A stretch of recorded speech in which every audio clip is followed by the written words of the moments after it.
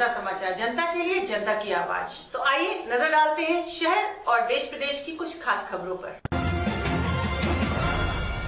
आइए खबरों की शुरुआत करते हैं मध्य प्रदेश से।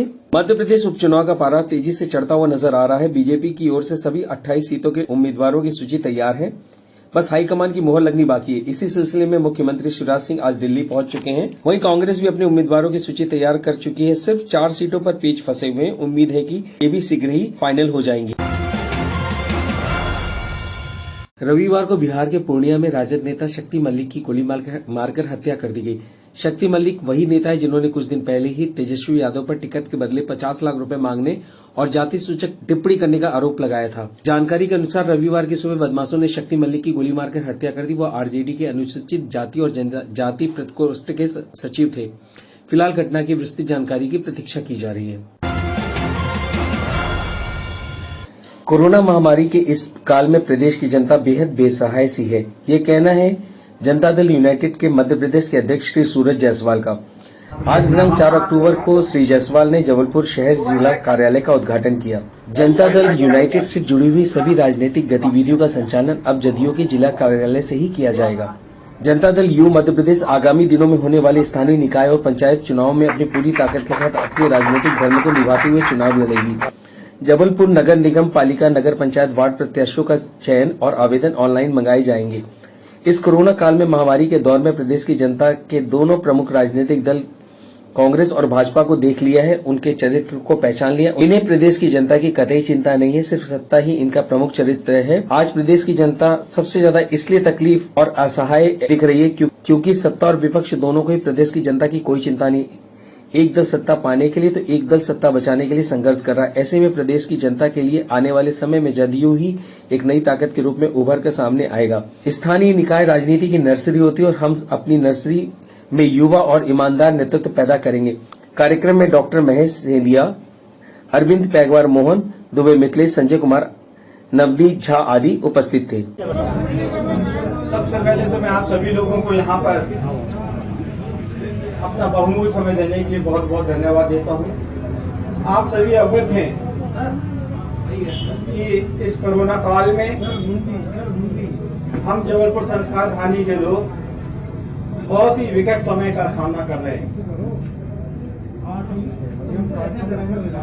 पूरे कोरोना काल के दौरान मैं जनता दल के तमाम कार्यकर्ताओं को धन्यवाद देना चाहता हूं, जिन्होंने अपने अपने साधनों से हर क्षेत्र में, चाहे वो फल सब्जी वितरण करने का काम हो, भोजन वितरण का काम हो, सैनिटाइजेशन का काम हो, उन्होंने पूरी ताकत के साथ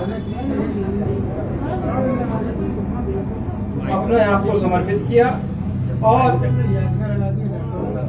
और जबलपुर में संस्कार थानी के लोगों को जितनी ज्यादा आवश्यकता हो सकती थी, जनता दल के कार्यकर्ताओं ने काम किया है। मैं पहले आप लोगों को परिचय कराना चाहता हूं। हमारे जबलपुर के नगर जिलाध्यक्ष आदरणीय सुभाष जायसवाल जी, हमारे प्रदेश के सचिव आदरणीय डॉक्टर महेश सेंधिया जी, अरविंद पैगवार जी, संजय जैन जी, मोहन दुबे जी और तमाम यहाँ पर हमारे जो साथी हैं, हमारे छात्रवृंद के नवनीत झा जी।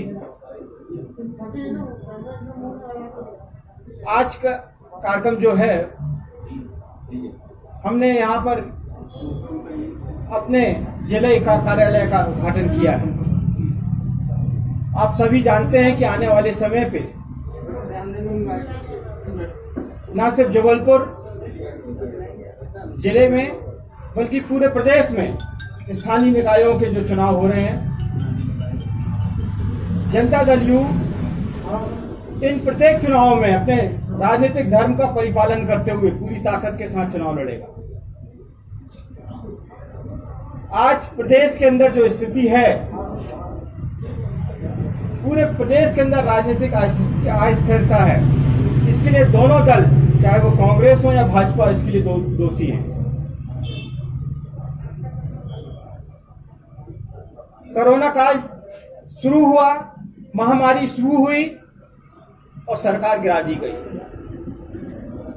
उसके बाद जो भी राजनीतिक खेल हुए हैं, पूरे प्रदेश की जनता ही नहीं पूरे देश देख रहा है।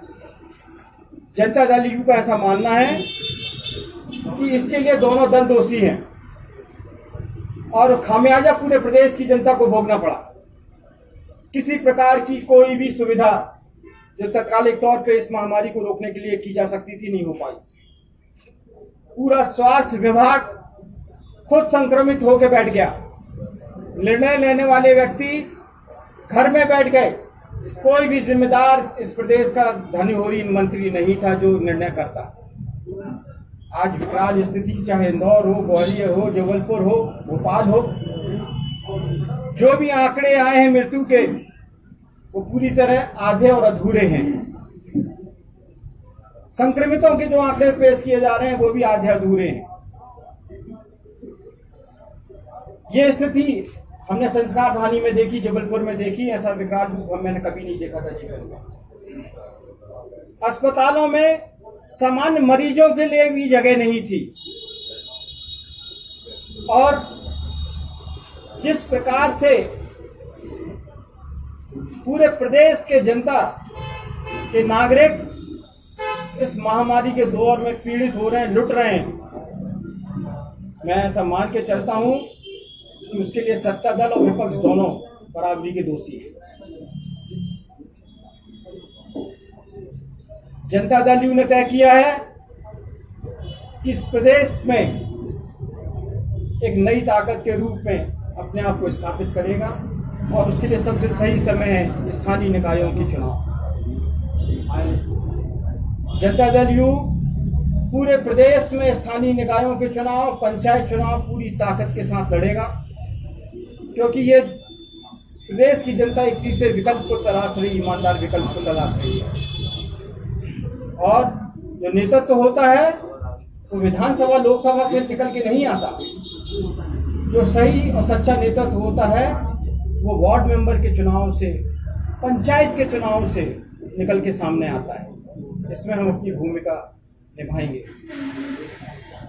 दुर्भाग्यपूर्ण स्थिति रही है शहर की और मेरा स्पष्ट ऐसा मानना है कि निजी अस्पतालों ने अपने राष्ट्र धर्म का पालन नहीं किया। महामारी को उन्होंने मुनाफाखोरी का अवसर बना के रखा हुआ है और इसमें पूरी तरह प्रशासनिक अधिकारियों का मिलीभगत थी। आप लोगों ने देखा है जो जबलपुर नगर निगम ने जिस प्रकार से लूटामारी मचाई हुई थी, किसी प्रकार की कोई व्यवस्था नहीं थी।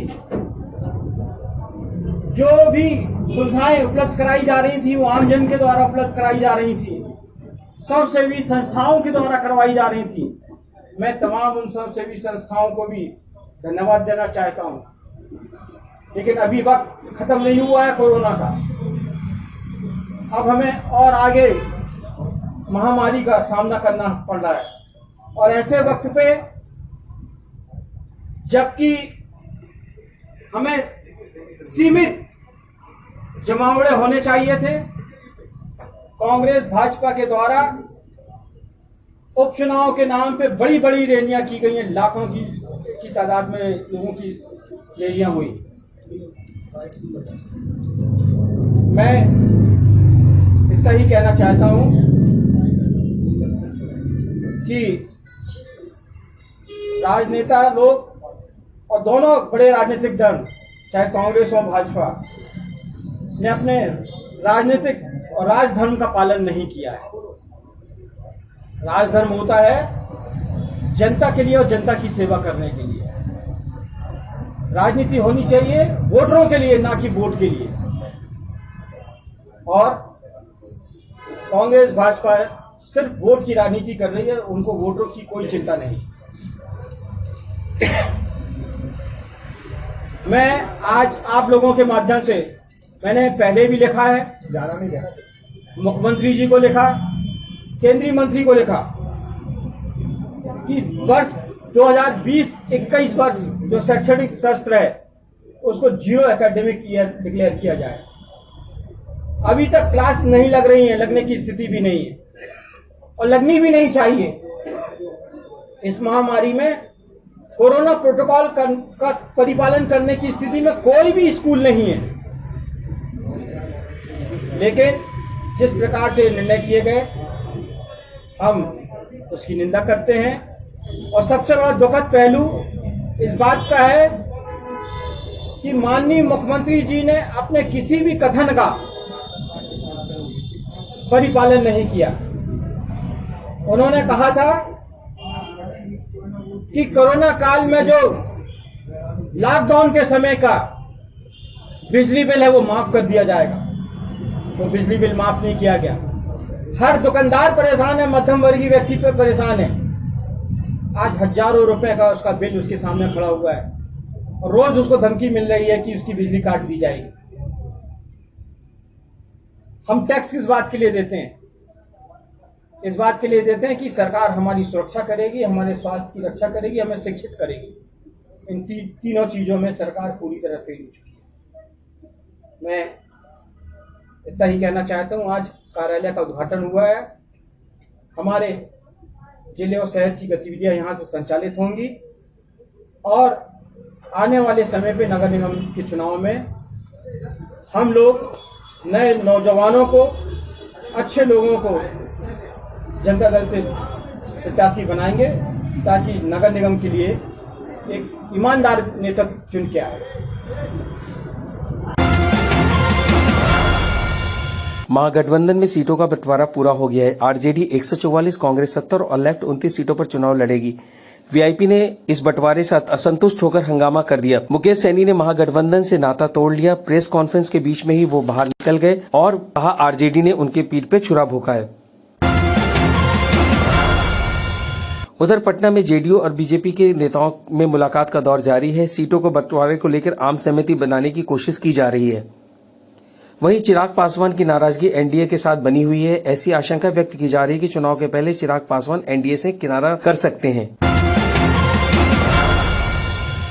वैश्विक महामारी कोरोना को देखते हुए जियोमिनी इंडस्ट्रीज प्राइवेट लिमिटेड ग्रुप द्वारा जबलपुर के गोसलपुर में प्राथमिक स्वास्थ्य केंद्र के बाजू में सुपर स्पेशलिटी कोविड-19 केयर सेंटर का निर्माण कराया गया है। इस अवसर पर सिहोरा विधानसभा की भाजपा विधायक नंदिनी मरावी, जबलपुर एसपी सिद्धार्थ बहुगुणा और जिला स्वास्थ्य अधिकारी डॉक्टर रत्नेश कुरारिया सहित जियोमिनी के वाइस चेयरमैन यश पाठक द्वारा सुपर स्पेशलिटी कोविड वार्ड का लोकार्पण रिबन काटकर किया गया। इस मौके पर विधायक नंदिनी मरावी ने बताया कि कोविड-19 केयर सेंटर में 6 बेड की व्यवस्था और अन्य सुविधा उपलब्ध की गई है। अब ग्रामीण अंचल के मरीजों को 40 किलोमीटर का सफर तय करके जबलपुर नहीं जाना पड़ेगा, उन्हें यहीं बेहतर इलाज मिल सकेगा।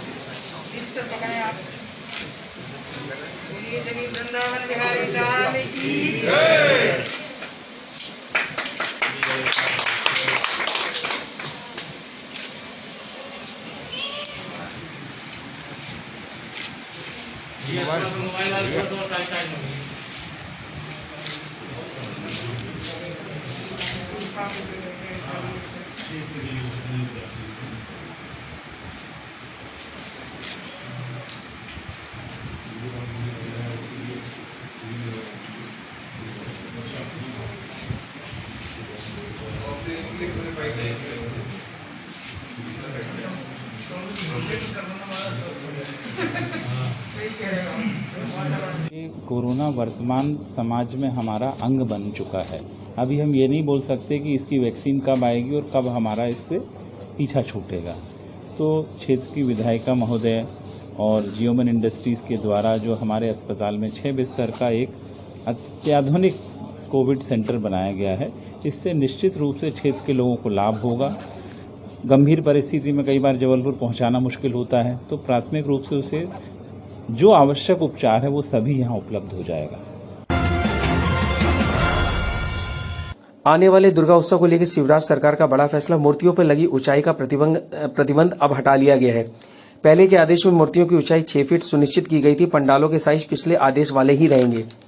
रामलीला और रावण दहन अब हो सकेगा, लेकिन गरबा और चल समारोह पर प्रतिबंध जारी रहेगा। मौत कब किस वक्त किस रूप में आ जाए कुछ कहा नहीं जा सकता। ऊपर वाले का जब बुलावा आता है तो आपका पैसा आपकी पहुंच कुछ काम नहीं आती। ऐसा ही एक मामला सूरत का सामने आया है। एक अरबपति हीरा व्यवसायी बैठे बैठे ही कुर्सी पर मौत की गोद में समा गया और तमाम स्टाफ उसकी कोई मदद तक नहीं कर पाया।